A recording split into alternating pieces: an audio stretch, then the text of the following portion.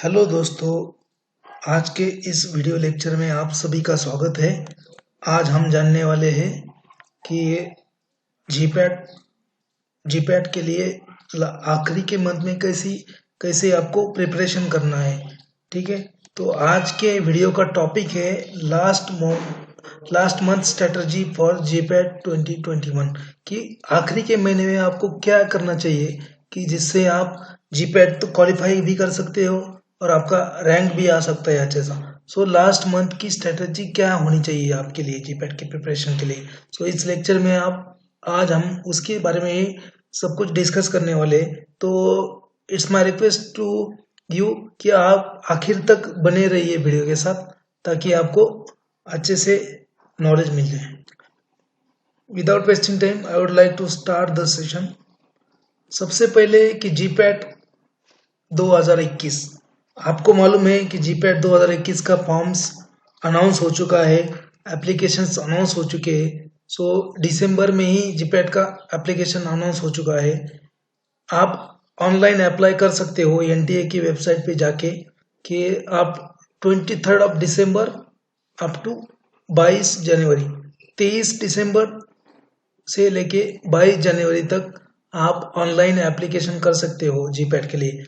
बहुत सारे बच्चों ने एप्लीकेशन किया है ऑलरेडी, और जिन लोगों ने किया नहीं है अगेन उनके लिए और 2-4 दिन का टाइम है, तो आप अभी भी अप्लाई कर सकते हो। ठीक है, रिमेम्बर आपको याद रखना है कि 22 जनवरी लास्ट डेट है। ठीक है, 22 जनवरी लास्ट डेट है एप्लीकेशन ऑनलाइन अप्लाई करने के लिए, और आप फीस पे कर सकते हो 30 जनवरी तक। So application date 23 December up to 22 January and last date to pay the application fees is 23 January. Okay, उसके बाद में अगर आपके फॉर्म में कुछ गलत इन्फॉर्मेशन डाली है, बाय मिस्टेक आपने कुछ गलत इन्फॉर्मेशन डाला है, बहुत सारे बच्चे होते हैं जिनके नाम में मिस्टेक्स होती है, सरनेम में मिस्टेक्स होती है, डेट ऑफ बर्थ रॉन्ग डालते हैं। तो ऐसे जो कुछ भी आपका करेक्शन करना है वो करेक्शन आप कर सकते हो 25 से लेके 30 जनवरी तक। Okay, so corrections if any you can make corrections in your online application form from 25 to 30 January. ठीक है, तो वो भी ऑनलाइन ही होगा, ऑनलाइन ही करेक्शन करना है आपको। लॉगिन करके आपका आईडी पासवर्ड से लॉगिन करके आप करेक्शन कर सकते हो 25 से 30 जनवरी तक। ओके, सो एप्लीकेशन फीस कितना है? एप्लीकेशन फीस है जनरल कैटेगरी वालों के लिए है 2,000 रुपये एप्लीकेशन फीस, और जिनके पास रिजर्वेशन है, रिजर्वेशन के अंडर जो आते हैं, जो हैंडीकैप है, जो गर्ल्स कैंडिडेट है, उनके लिए है 1,000 रुपीज। ठीक है, ये हो गए एप्लीकेशन फीस। कब है जीपैट 2021 का एग्जाम है 22 से लेके 27 फरवरी में, कभी भी हो सकता है। ठीक है, तो वो जब आपको एडमिट कार्ड जब आएगा आपका, तो एडमिट कार्ड के ऊपर वो डेट मेंशन की जाएगी कि उस दिन आपका एग्जाम है। ठीक है, तो अभी उन्होंने टेंटेटिव डेट्स दिए हैं 22 से लेके 27 फरवरी तक, वो कभी भी आपका एग्जाम ले सकते हैं। ठीक है, let's move on next point. आगे बढ़ते आगे अगले पॉइंट की तरफ। तो आपको तो सबको पता है कि ये जो जीपैट एग्जाम है वो एनटीए कंडक्ट करता है, नेशनल टेस्टिंग एजेंसी। ठीक है, तो उन्होंने क्या किया है, उन्होंने उनके इंफॉर्मेशन बुलेटिन जो होता है जीपैट 2021 का जो इंफॉर्मेशन बुलेटिन है, उसमें ये क्लियरली मेंशन किया है कि कौन से सब्जेक्ट में से कितने क्वेश्चन आएंगे। ठीक है, तो subject wise weightage for each subject. ठीक है, सब्जेक्ट वाइज वेटेज कितना है कि आपको तो मालूम है कि आपका पेपर जो है वो 125 एमसीक्यूज का होगा, 125 एमसीक्यूज का होगा, और उसमें मैक्सिमम मार्क होंगे 500। Okay, your paper is 125 MCQs paper and your marks are maximum 500। ठीक है, सो सबसे पहले आएगा आपका जो जीपैट का पेपर है वो 5 सेक्शन में आएगा आपको। तो सबसे पहले आएगा फार्मास्यूटिकल केमिस्ट्री, दूसरा आएगा फार्मास्यूटिक्स, तीसरा आएगा आपको फार्माकोलॉजी, चौथा आएगा आपको फार्माकोग्नोसी, एंड पांचवा आएगा आपको अदर सब्जेक्ट। तो फार्मास्यूटिकल केमिस्ट्री में से आएंगे आपको 38 क्वेश्चन। सो फार्मास्यूटिकल केमिस्ट्री में से आएंगे 38, उसके मार्क्स होंगे अराउंड 152। ठीक है, 152 मार्क्स होंगे और 38 क्वेश्चन आएंगे। ठीक है, सो फार्मास्यूटिकल केमिस्ट्री मीन्स व्हाट? इसमें सब कुछ आएगा आपका, जैसे ऑर्गेनिक केमिस्ट्री आता है आपका, उसके बाद आपका इनऑर्गेनिक केमिस्ट्री आता है, उसके बाद आपका फिजिकल केमिस्ट्री आता है, उसके बाद आपका मेडिसिनल केमिस्ट्री आता है, उसके बाद फार्मास्यूटिकल एनालिसिस आता है। सो ये जो केमिस्ट्री का पार्ट है, जैसे आपका organic chemistry, inorganic chemistry, physical chemistry, then medicinal chemistry and analysis, इसका जो है उसमें के 38 क्वेश्चंस आएंगे केमिस्ट्री पार्ट में। ओके, जिसका मार्क्स आएगा आपको 152। तो दूसरा सेक्शन आएगा आपको फार्मास्यूटिक्स का, जिसमें अगेन 38 एमसीक्यू होंगे फार्मास्यूटिक्स से। ठीक है, तो उसके लिए भी मार्क्स है 152। ओके, तो फार्मास्यूटिक्स में क्या आएगा आपका, तो फार्मास्यूटिक्स में आएगा आपका pharmaceutical engineering, physical pharmacy, dispensing pharmacy, industrial pharmacy and your bio pharmaceutics.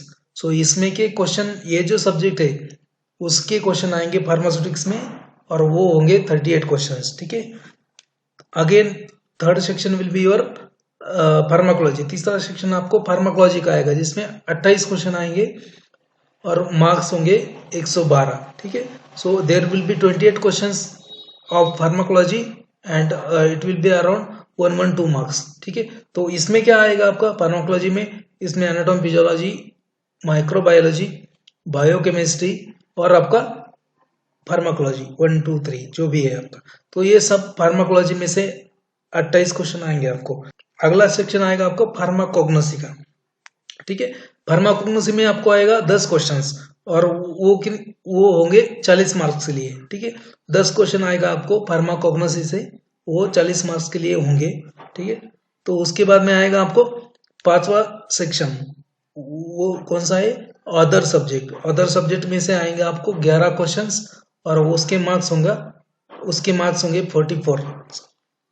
ठीक है, तो अदर सब्जेक्ट में क्या आता है, अदर सब्जेक्ट में आपका आता है जूरिस्प्रूडेंस, अदर सब्जेक्ट में आपका आता है फार्मेसी प्रैक्टिस, आपका आता है, उसके बाद हॉस्पिटल फार्मेसी आता है आपका, उसके बाद रिसर्च मेथोडोलॉजी आता है उसमें, उसके बाद आपका वो क्वालिटी एश्योरेंस वाला पार्ट आता है उसमें। ठीक है, तो ये सब आता है अदर सब्जेक्ट में, like your jurisprudence is there, your quality assurance is there, your pharmacy practice is there, then your research methodology is there. So उसमें के भी क्वेश्चंस आएंगे आपको, उसमें वो सब सब्जेक्ट में से कितने क्वेश्चन आएंगे, 11 क्वेश्चन आएंगे आपको, वो होंगे 44 मार्क्स के लिए। सो टोटल मार्क्स कितना हो गया आपका 500। इफ यू कैलकुलेट, आप अगर इसका सबका मिलाएंगे मार्क्स तो 500 बनेगा, और सब क्वेश्चन मिलाएंगे तो 125 क्वेश्चन बनेगा।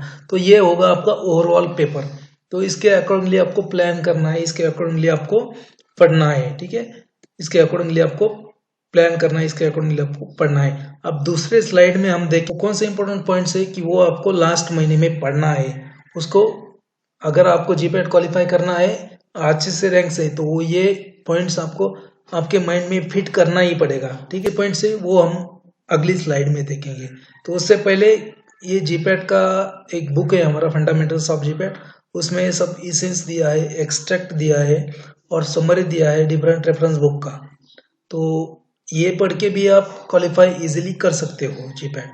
ठीक है, तो आप नेक्स्ट पॉइंट पे आते हैं कि वो इम्पोर्टेंट पॉइंट कौन से है, कौन से इंपॉर्टेंट पॉइंट्स आपको लास्ट महीने में पढ़ना चाहिए जीपैट के लिए, ताकि आप अच्छे से रैंक से क्वालिफाई हो सको। ठीक है, तो पहला पॉइंट है, सबसे पहले ये है कि बहुत सारे बच्चे मुझे फोन करके पूछते हैं कि सर आप क्या कैसे पढ़ना है, अभी तो मैंने स्टार्ट भी नहीं किया है, अभी मैंने कुछ पढ़ा नहीं है, अभी से मुझे स्टार्ट करना है। तो उन लोगों के लिए तो ठीक है, लेकिन जो जिन्होंने स्टार्ट किया है ऑलरेडी, जो सीरियसली पढ़ रहे हैं, तो उनके लिए ये टाइम है, ये पढ़ने का नहीं है, ये टाइम है रिवीजन करने का। So whatever you have studied until now, it's time to revise it. So you have to make revision. अगर आप रिवीजन नहीं करेंगे तो जितना भी आपने पढ़ा है वो वेस्ट हो जाएगा। ध्यान दीजिए कि पहली बार में आपने कुछ पढ़ा तो उसके 50% आपको याद हो जाता है।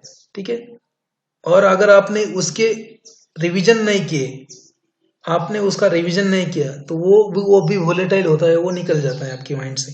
तो अगर आपने रिवीजन किया तो वो आपके माइंड में फिट बैठता है। तो रिवीजन करो, जितना भी आपने अभी तक पढ़ा है उसका रिवीजन करना है आपको। ठीक है, तो उसके रिवीजन करने का तरीका कौन सा है। ओके, तो क्या तरीका होता है रिवीजन करने का। The best way to make revision is to read the essence, to read the summary, to read the extract of different reference books. ठीक है, जितने भी आपके रेफरेंस बुक होते हैं हर एक सब्जेक्ट के लिए, ठीक है, वो सब्जेक्ट में से आपको क्या पढ़ना है, वो सब्जेक्ट में से आपको इसेंस पढ़ना है, सारांश पढ़ना है, समरी पढ़ना है, उसका एक्सट्रैक्ट पढ़ना है। ठीक है, तो ये होता है best way to revise yourself. ठीक है, read all the charts, tables and explaining diagrams given in the standard reference books for respective subject। आपके आपके पास बुक्स होंगे, रेफरेंस बुक्स, हर एक बुक में आप देखेंगे तो आपको चार्ट्स मिलेंगे, चार्ट्स, टेबल्स मिलेंगे, कुछ डायग्राम्स मिलेंगी जो एक्सप्लेनिंग डायग्राम्स है। ठीक है, तो ऐसे चार्ट्स, ऐसे टेबल, ऐसे डायग्राम आपको पढ़ना है पूरा के पूरा बुक्स में से। ठीक है, so read all the charts, tables, explaining diagram given in the standard reference books for respective subject. ठीक है, चौथा पॉइंट है आपका read the summary at the end of read the summary given at the end of chapter for all subject from reference book. तो क्या होता है कि अगर आपने देखा होगा कि कुछ कुछ बुक्स में क्या किया है, चैप्टर के बाद उसका समरी दिया है। ठीक है, कुछ कुछ रेफरेंस बुक में क्या किया है, एक चैप्टर है, उसके नीचे उसका चैप्टर फिनिश होने के बाद उसके नीचे एक समरी दिया है, तो वो समरी पढ़ना है आपको। क्या पढ़ना है, वो समरी पढ़ना है। हर एक सब्जेक्ट के लिए वैसे समरी अगर मिल जाएंगे आपको तो दैट वो कभी भी अच्छा है आपको, अगर वो समरी मिल जाता है तो। ठीक है, कि वैसे ही समरी आपको पढ़ना है हर एक सब्जेक्ट के लिए, जो चैप्टर खत्म होने के बाद लिखा होता है। ठीक है, तो वो समरी पढ़ लो आप, आपका काम बन जाएगा। उसके बाद में क्या पढ़ना है नेक्स्ट। सो अगर आपको ये सब पढ़ने के लिए टाइम नहीं है, अगर आपके पास चार्ट्स पढ़ने के लिए टाइम नहीं है, अगर आपके पास टेबल्स पढ़ने के लिए टाइम नहीं है, आपके पास डायग्राम्स पढ़ने के लिए टाइम नहीं है, अगर आपके पास समरी पढ़ने के लिए टाइम नहीं है, क्योंकि ये सब पढ़ने के लिए आपको हर एक बुक का हर एक बुक खोल के बैठना पड़ेगा, हर एक सब्जेक्ट का हर एक बुक खोल के बैठना पड़ेगा, तभी आप ये सब पढ़ सकते हो। एक्चुअली ये सब स्टार्टिंग से ही अगर आपने नोट्स निकाले हैं, खुद के नोट्स, तो वो पढ़ सकते हो, रिवाइज कर सकते हो। अदरवाइज ये सब रिवाइज करना पड़ेगा। अगर आपको ये नहीं पढ़ना है तो ये सब आप रिवाइज कर सकते हो, ये सब आप एक ही बुक में रिवाइज कर सकते हो। So if you don't have time to read all these things, then just read fundamentals of GPAT book. जो मेरा खुद का लिखा बुक है फंडामेंटल्स ऑफ जीपैट, वो पढ़ लो आप, आपका काम बन जाएगा सब कुछ। ओके, क्योंकि उसमें सब यही है, it is a essence, it is a extract, it is a summary of different reference book. So fundamental GPAT is nothing but it is a summary of different reference book। तो वो पढ़ सकते हो आप। उसके बाद में क्या करना है आपको, सी लास्ट महीने में आपको 5 या 6 ऑनलाइन टेस्ट देना है, क्योंकि ऑनलाइन टेस्ट भी इम्पोर्टेंट है, ताकि आपको थोड़ा सा उसके बारे में प्रैक्टिस हो जाए। क्योंकि नॉर्मली क्या होता है कि आप विदाउट प्रैक्टिस अगर जाएंगे, आप कभी कोई प्रैक्टिस ही नहीं किया ऑनलाइन एग्जाम का, और अचानक आप एग्जाम में जाएंगे, मेन एग्जाम में, तो क्या होता है, थोड़ा फंबल होता है, थोड़ा आप डिस्टर्ब हो जाते हो, आपको समझ में नहीं आता। तो सब कुछ इजीली आपको प्रैक्टिस हो जाए, आपको इजीली समझ में आए, तो इसलिए आपको 5 या 6 ऑनलाइन टेस्ट देना भी जरूरी है। ठीक है, तो लास्ट के महीने में आपको 5-6 टेस्ट, ऑनलाइन टेस्ट जो होते हैं वो देना पड़ेगा। बहुत सारे प्लेटफॉर्म अवेलेबल है कि बहुत सारे लोग जीपैट का ऑनलाइन टेस्ट, मॉक टेस्ट जो होता है वो फ्री ऑफ कॉस्ट लेते हैं। तो ऐसे 5-6 टेस्ट जो फ्री में अवेलेबल है, ऐसे टेस्ट दे दो, ताकि यू कैन इवेल्युएट योरसेल्फ, क्योंकि आप खुद को इवेल्युएट कर सकते हो। ठीक है, खुद को इवेल्युएट कर सकते हो आप। So you have to give at least 5 to 6 online test which are important to attend for your practice. Okay, so whatever free tests are available on any platform, you can go and attend that. It will help you to evaluate yourself. Okay, ठीक है।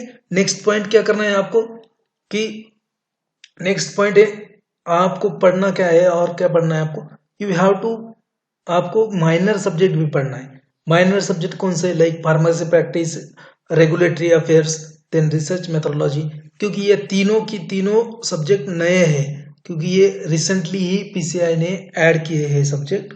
तो pharmacy practice मतलब क्या है? Pharmacy practice मतलब कुछ नहीं है, ये डिप्लोमा का जो ड्रग स्टोर बिजनेस मैनेजमेंट एक सब्जेक्ट है और हॉस्पिटल फार्मेसी एक सब्जेक्ट है, इन दोनों को कंबाइन करके फार्मेसी प्रैक्टिस में डाल दिया है उन्होंने।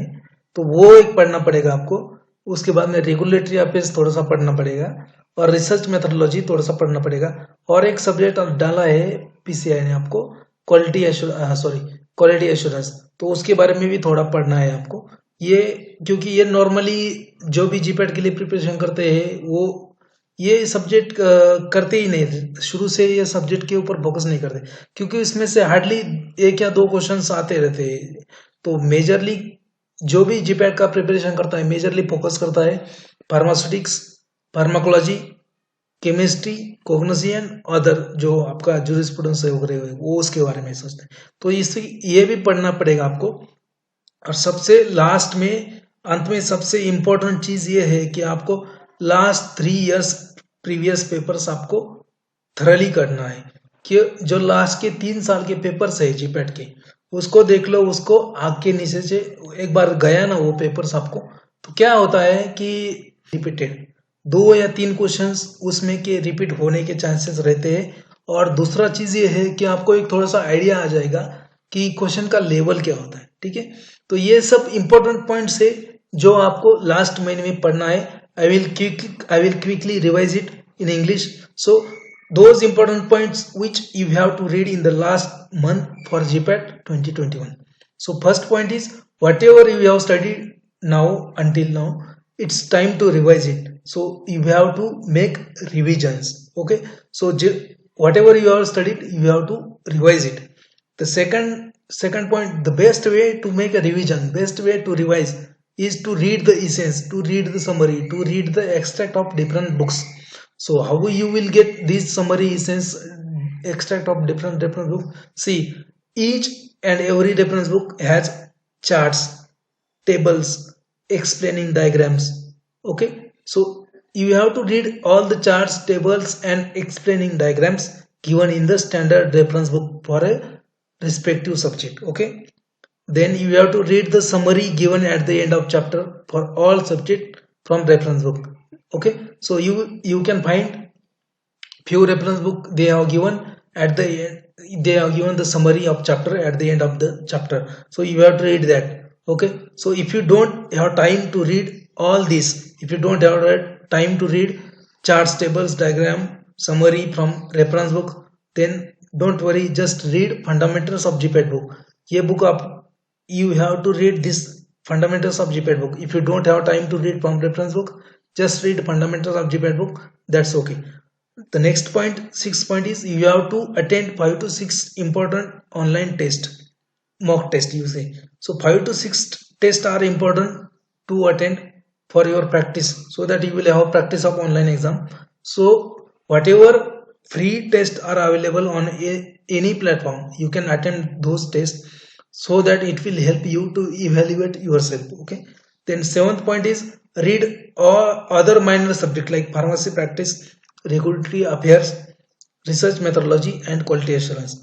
Then last point but important point is, so you have to read previous 3 years GPAT 3 questions. Okay, so now these are the books, these are the my recently published books, that fundamentals of GPAT and GPAT Cracker Achiever. So fundamentals of GPAT is a extract, it is a essence, or it is a summary of different reference book. So if you read this fundamentals of GPAT book, then there is no need to read reference book. Okay, then because this fundamentals of GPAT will revise all pharmacy in just last month.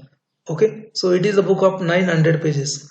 Then if you want to read all memory based question, all very important questions for GPAT exam, NIPER exam, those questions are given in this MCQs, GPAT Cracker and Achiever question banks. Okay, so if you anybody interested, my numbers are on the screen, you can call me or you can WhatsApp me.